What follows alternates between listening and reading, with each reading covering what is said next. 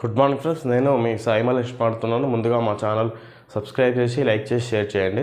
అదేవిధంగా ఈరోజు వార్తల్లోని ముఖ్యాంశాలు తెలుసుకుందాం. నమస్తే తెలంగాణ దినపత్రిక.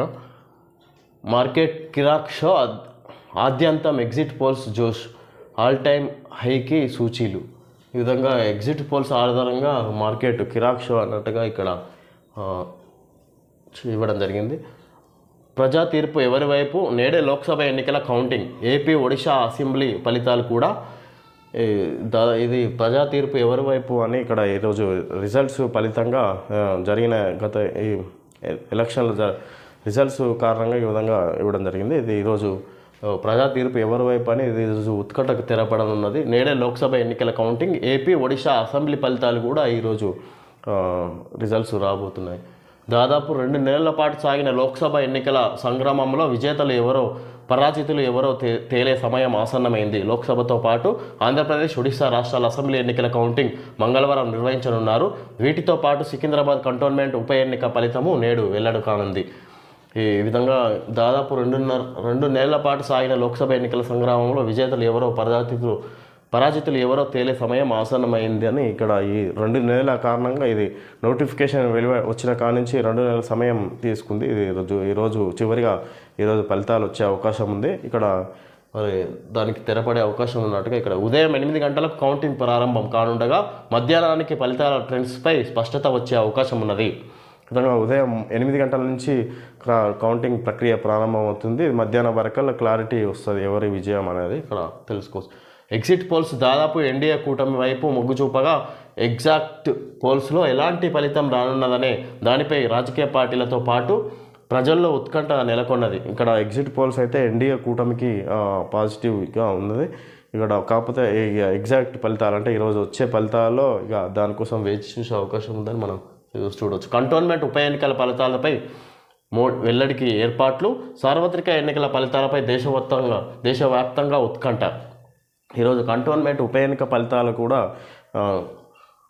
ఎల్లడికి ఏర్పాట్లు జరిగినాయని ఇక్కడ ఇవ్వడం జరిగింది. దానికి అదే దేశవ్యాప్తంగా లోక్సభ ఎన్నికల ఫలితాలు కూడా ఉత్కంఠకు తెరపడుతున్నది అన్నట్టుగా ఇక్కడ తెలుసుకోవచ్చు. పోస్టల్ బ్యాలెట్తో 8 గంటలకు కౌంటింగ్ ప్రారంభం. మధ్యాహ్నం కల్లా ఫలితాలపై స్పష్టత వచ్చే అవకాశం.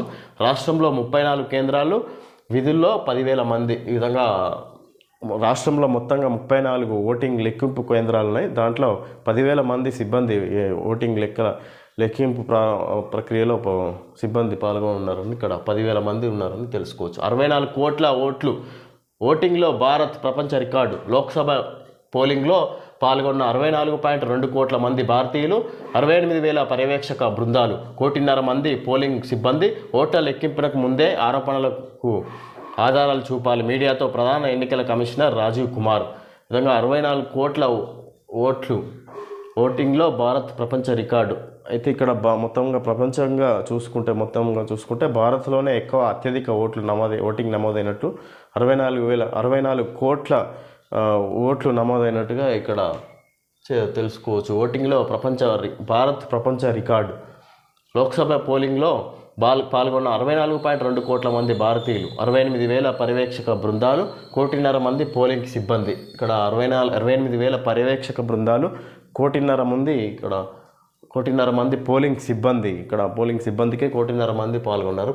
ఓట్ల లెక్కింపునకు ముందే ఆరోపణలకు ఆధారాలు చూపాలంటే ఈరోజు ఆరోపణలు ఏమైనా ఉంటే ఓట్ల లెక్కింపు ముందే చూపాలన్నట్టుగా మరి రాజీవ్ కుమార్ తెలియజేశారు.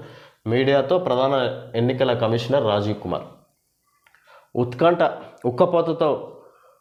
ఉక్కపోతతో ఉక్కిరిబిక్కిరైన ప్రజలకు ఊరటనిస్తూ నైరుతి రుతుపవనాలు రాష్ట్రంలోకి ప్రవేశించాయి. ఉమ్మడి పాలమూరు జిల్లాను తాకాయి. సోమవారం మహబూబ్ నగర్లో వాతావరణాన్ని ఆహ్లాదకరంగా మార్చేస్తూ కమ్ముకున్న మబ్బులు. వినిపించిన ఋతురాగం. తెలంగాణ తాకిన నైరుతి. పాలమూరు జిల్లాలో వర్షాలు. ఈ విధంగా నైరుతి ఋతుపవనాలు రాష్ట్రంలోకి ప్రవేశించాయని నిన్న ఇక్కడ తెలుసుకోవచ్చు మనం. ఇక్కడ ముఖ్యంగా నాగర్ కర్నూల్, గద్వాల, నల్గొండ మీదుగా రాష్ట్రంలోకి ఋతుపవనాలు ఎంటర్ అయినాయి. దాని ద్వారా తెలంగాణ రాష్ట్రం చల్లబడింది ఒక్కసారి. కానీ ఇక్కడ రైతులు ఇక వ్యవసాయానికి అడుగులు వేయచ్చు అన్నట్టుగా ఇక్కడ తెలుసుకోవచ్చు మనం. రేవంత్తో తెలంగాణ గాయాబు. ప్రభుత్వ ప్రకటనల్లో జై తెలంగాణ లేదేం. ఉద్యమకారులపై నాడు తుపాకీ ఎత్తిండు. హైదరాబాద్ కోసం ఆంధ్ర నేతల కుట్రలు. తెలంగాణకు కేసీఆర్ శ్రీరామ రక్ష. హరీష్. తెలంగాణ ఉద్యమకారుడు అనే కీర్తి రేవంత్కు మన్ను బుక్కిన రాదు దేశపతి కూడా ఆయన విమర్శిస్తున్నారు. తెలంగాణ ఉద్యమకారులకు సన్మానం, నిజామాబాద్ జెండా ఆవిష్కరణలో బీఆర్ఎస్ నాయకులు. ఈ విధంగా తెలంగాణ దశాబ్ది వేడుకల్లో భాగంగా సోమవారం హనుమకొండలో 1969 ఉద్యమకారులను బీఆర్ఎస్ ఆధ్వర్యంలో సత్కరించారు. చిత్రంలో మండలి deputy chairman Banda Prakash, party జిల్లా అధ్యక్షుడు Dasyam Vinay Bhaskar, MLC Baswaraju Saraiah, ZP chairman Sudhir Kumar, మాజీ ఎమ్మెల్యేలు పెద్దిరెడ్డి సుదర్శన్ రెడ్డి, నన్నపనేని నరేందర్ సీనియర్ నాయకులు. ఈ విధంగా ఇక్కడ తెలంగాణ దశాబ్ది వేడుకలు అంటే ఇవి భాగంగా సోమవారం హనుమకొండలో 1969 ఉద్యమకారులను స్మరించుకొని వాళ్లకు కారులను బీఆర్ఎస్ ఆధ్వర్యంలో సత్కరించారు వాళ్ళని. ఇక్కడ బీఆర్ఎస్ వాళ్ళు రేవంత్తో తెలంగాణ గాయమైనట్టుగా ప్రభుత్వ ప్రకటనలో జై తెలంగాణ లేదేమని ఇక్కడ బీఆర్ఎస్ నాయకులు మాట్లాడుతున్నారు. కరెంటు కోతలపై కన్నెర్ర, రాష్ట్రంలో ఎక్కడా కరెంటు కోతలు లేవంటూ ప్రభుత్వ పెద్దలు ఒకవైపు చెప్తుంటే మరోవైపు కరెంటు కష్టాలపై రోజుకో చోట ప్రజలు ఆందోళనకు దిగుతున్నారు. తాజాగా రంగారెడ్డి జిల్లా చేవేల మండలం ఎన్కేపల్లి గ్రామస్తులు కరెంటు కోతలపై ఆందోళనకు దిగారు. సోమవారం ఈర్లపల్లి విద్యుత్ సబ్స్టేషన్ను వారు ముట్టడించారు. కరెంటు లేక నిద్రలేని రాత్రులు గడపాల్సి వస్తుందన్నది అని ఎన్నిసార్లు వినిపించినా విద్యుత్ అధికారులు స్పందించడం లేదని ఎన్కేపల్లి వాసులు ఆగ్రహం వ్యక్తం చేశారు. ఇక్కడ కరెంటు కోతలపై కన్నెర్ర. ఇక్కడ కరెంటు కోతల వల్ల మంచినీటి సాగునీటికి మంచినీటికి సమస్య వస్తుంది అన్నట్టుగా ఇక్కడ రైతులు సబ్స్టేషన్ ముందు ఇక్కడ నిరసన వ్యక్తం చేస్తున్నట్టుగా తెలుసుకోవచ్చు. ఆదిలాబాద్ జిల్లా తలమడుగు మండలం పల్సి గ్రామంలో సోమవారం నాటి దృశ్యం ఇది. 5 రోజులుగా మిషన్ భగీరథ నీళ్లు రాకపోవడంతో గ్రామస్తుల యాతన అంతా ఇంత కాదు. 2 కిలోమీటర్ల దూరంలోని బావి వద్దకు ఊరంతా బిందెలతో పరుగు తీస్తున్నది. 10 ఏళ్లలో తమకు ఇలాంటి నీటి కష్టాలు ఎన్నడూ ఎదురు కాలేదని పల్సి వాసులు చెప్తున్నారు. కాగా త్వరలోనే మిషన్ భగీరథ నీటిని తిరిగి అందించేందుకు చర్యలు తీసుకుంటామని ఏఈ మహేష్ తెలిపారు. వాటర్ ట్యాంకులో మృతదేహం 10 రోజులుగా అందులోనే డెడ్ బాడీ. 4 వార్డులకు అదే నీరు సరఫరా. నాటి నుంచి ఆ నీళ్లే తాగుతున్న జనం. నల్గొండ జిల్లా కేంద్రంలో కలకలం. నందికొండ కోతుల మృతి మరవకముందే ఈ ఘటన. ప్రజల్లో భయాందోళనలు, అధికారుల నిర్లక్ష్యంపై తీవ్ర ఆగ్రహం. ఇది ప్రజల పాలనలతో చెలగాటమాడే పాలన. 10 రోజులుగా శవం ఉన్నా పట్టించుకోరా. ట్యాంకుల నిర్వహణ చేతకాని ప్రభుత్వం ఇది. BRS working president KTR fire. ఈ విధంగా వాటర్ ట్యాంక్లో మృతదేహం ఇక్కడ నల్గొండ జిల్లా 10 రోజులుగా అందులోనే నల్గొండ జిల్లా కేంద్రంలో కలకలం. ఇది నల్గొండ జిల్లా కేంద్రంలో జరిగినట్టుగా ఇక్కడ అయితే వాటర్ ట్యాంక్లో మృతదేహం ఉంది. అక్కడ దాన్ని ఎవరు జిహెచ్ఎం అక్కడ సిబ్బంది ఎవరు చూడక పట్టించుకోకపోవడంపై ఇక్కడ కేటీఆర్ ఫైర్ అయినట్టుగా ఇక్కడ మనం తెలుసుకోవచ్చు. ఈ విధంగా మరి అదే వాటర్ని జనాలు వాడుకున్నట్టుగా 10 రోజులుగా వాడి మరి భయాందోళనలో జనం ఉన్నట్టుగా కూడా ఇక్కడ తెలుసుకోవచ్చు. మరి ఈ నెల 7 నుంచి టీచర్ల బదిలీలు, పదోన్నతుల ప్రక్రియ కూడా ప్రారంభం. 2 రోజుల్లో షెడ్యూల్. గతంలో నిలిచిన ప్రక్రియ కొనసాగింపు. బుర్రా వెంకటేశం. రాష్ట్రంలో నిలిచిపోయిన టీచర్ల బదిలీలు, పదోన్నతులను ఈ నెల 7 నుంచి ప్రారంభించనున్నట్టు విద్యాశాఖ ప్రిన్సిపల్ సెక్రటరీ బుర్రా వెంకటేశం తెలిపారు.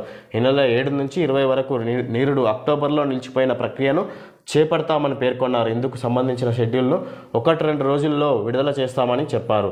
బదిలీలు, పదోన్నతులను ఆన్లైన్లో చేపట్టాలని కొన్ని సంఘాలు, ఆఫ్లైన్లో మరికొన్ని ఉపాధ్యాయ సంఘాలు కోరడంతో ఏకాభిప్రాయంతో రావాలని ఆయా సంఘాలకు సూచించినట్టు తెలిపారు. తాజాగా 5,563 మంది సెకండరీ గ్రేడ్ టీచర్లకు స్కూల్ అసిస్టెంట్లుగా పదోన్నతులు లభిస్తాయి. 6 నుంచి బడిపాట, 12 నుంచి పాఠశాల పునర్ప్రారంభం. ఈ ఏడాది విద్యా వాలంటీర్ల నియామకం లేనట్టే. ఈ విధంగా ఈ నెల 7 నుంచి టీచర్ల బదిలీలు, పదోన్నతుల ప్రక్రియ ప్రారంభమవుతుంది. అంటే ఇంతకుముందుకు ఏదైతే పెండింగ్లో ఉన్నాయో బదిలీలు, పదోన్నతులు అవి చేపట్టే కార్యక్రమం ఉన్నది ఇక్కడ తెలుసుకోవచ్చు. ఈ నెల 6 నుంచి బడిబాట కార్యక్రమం, అదేవిధంగా జూన్ 12 నుంచి స్కూళ్ళు పునర్ప్రారంభం అని ఇక్కడ ఇవ్వడం జరిగింది. లంచం తీసుకుంటూ ఏసీబీకి చిక్కిన సూర్యాపేట సబ్ రిజిస్ట్రార్ సురేందర్ నాయక్. చిత్రంలో డాక్యుమెంట్ రైటర్ మధ్యవర్తి. ఏసీబీ వలలో ఇండస్ట్రియల్ ఏడీ. వాహన తనిఖీ నివేదికకు 45,000 లంచం. సూర్యాపేటలో సబ్ రిజిస్ట్రార్, మరో 2 అరెస్టు. ఓపెన్ ప్లాట్ రిజిస్ట్రేషన్కు 1,00,000 డిమాండ్. లంచం తీసుకుంటూ రెండేళ్లుగా పట్టివేత. లంచం తీసుకుంటూ ఏసీబీకి చిక్కిన సూర్యాపేట సబ్ రిజిస్ట్రార్ సురేందర్ నాయక్. చిత్రంలో డాక్యుమెంట్ రైటర్ మధ్యవర్తి. ఏసీబీ వలలో ఇండస్ట్రియల్ ఏడీ. ఈ విధంగా వాహన తనిఖీ నివేదికకు 45,000 లంచం. సబ్ రిజిస్ట్రార్ సూర్యాపేటలో సబ్ రిజిస్ట్రార్ మరో ఇద్దరు అరెస్టు. ఓపెన్ ప్లాట్ రిజిస్ట్రేషన్కు 1,00,000 డిమాండ్, లంచం తీసుకుంటూ రెడ్ హ్యాండెడ్ పట్టివేత.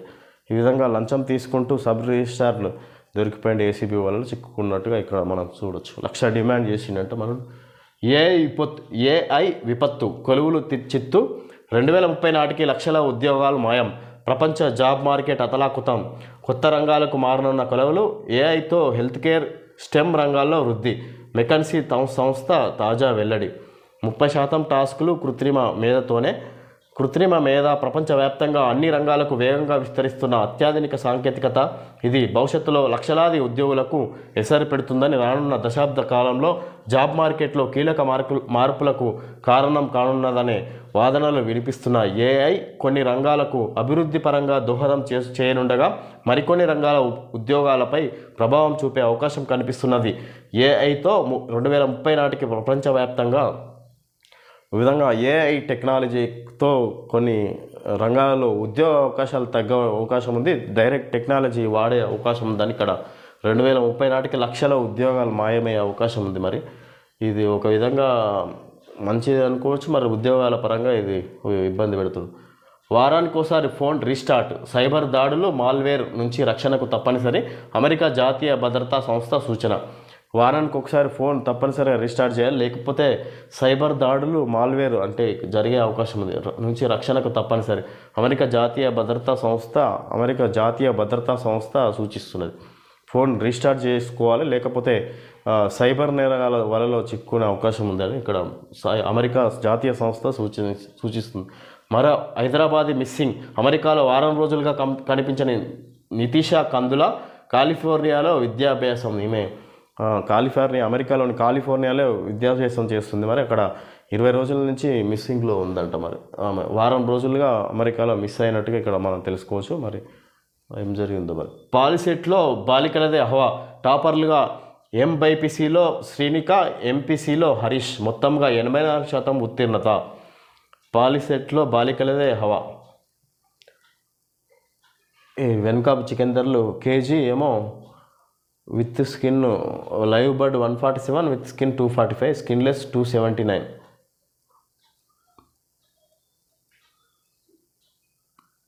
ఓ 12 eggs 67 రూపీస్. ఇక ముఖ్యంగా ఇక్కడ నటి హేమ అరెస్టు. రేవ్ పార్టీ కేసులో అదుపులోకి తీసుకున్న బెంగళూరు పోలీసులు. బురకాలో వైద్య పరీక్షలకు హాజరు. డ్రగ్ టెస్టులో పాజిటివ్గా నిర్ధారణ. 14వ వరకు జ్యుడిషియల్ కస్టడీలోనే. విధంగా నటి హేమ అరెస్ట్ అయింది నిన్న. ఇక్కడ ముఖ్యంగా ఈ వారం ఇక్కడ నెల రోజు ఈ మధ్య వస్తున్న వార్తల్లో ఈమె రేవ్ పార్టీలో పాల్గొన్నదని ఇప్పటికే 3 సార్లు పోలీసులు, బెంగళూరు పోలీసులు, ఎస్ఓటి పోలీసులు ఆమెకు లేఖను పంపించగా ఈ 3వసారి స్పందించి ఆమె విచారణకు హాజరవగా అక్కడ విచారణలో ఆమె నిజం ఆధారాలు రుజువు కాగా ఆమెను అరెస్టు ఆధీనంలోకి తీసుకోవడం జరిగింది. 16 రోజులు రిమాండ్లో ఉంచడం జరిగింది. ముఖ్యంగా ఆమె రేవ్ పార్టీలో పాల్గొనడం జరిగిందని ఇక్కడ వచ్చిన ఆరోపణలకు తెరపడినట్టుగా మనం తెలుసుకోవచ్చు. ఇక్కడ బెంగళూరు రేవ్ పార్టీల కేసులో తెలుగు నటి హేమ అరెస్ట్ అయ్యారు. బెంగళూరు సెంట్రల్ క్రైమ్ బ్రాంచ్ పోలీసులు సోమవారం విచారణ అనంతరం ఆమెను అదుపులోకి తీసుకున్నారు. విచారణకు వచ్చేటప్పుడు హేమ బురకా ధరించి తన గుర్తింపును దాచిపెట్టడానికి ప్రయత్నించారు. విచారణలో ఆమె సమాధానాలు ఈ విధంగా ఆమె విచారణకు బురకాలో వచ్చి కనిపించకుండా దాచే అవకాశం ఉన్న ఎవరికి కనిపించకుండా వచ్చి వెళ్ళిపోయే ప్రయత్నం చేసింది. కానీ ఆమె అరెస్ట్ అయ్యేసరికి ఇక మొత్తం పత్రికల్లో రావడం జరిగింది. బయట పడక తప్పలేదని ఇక్కడ మనం తెలుసుకోవచ్చు. ఈ విధంగా నటి హేమ అరెస్ట్ అయినట్టుగా మనం తెలుసుకోవచ్చు ముఖ్యంగా. ఓకే ఫ్రెండ్స్, ఈరోజు ముఖ్యాంశాలు తెలుసుకోవడం జరిగింది.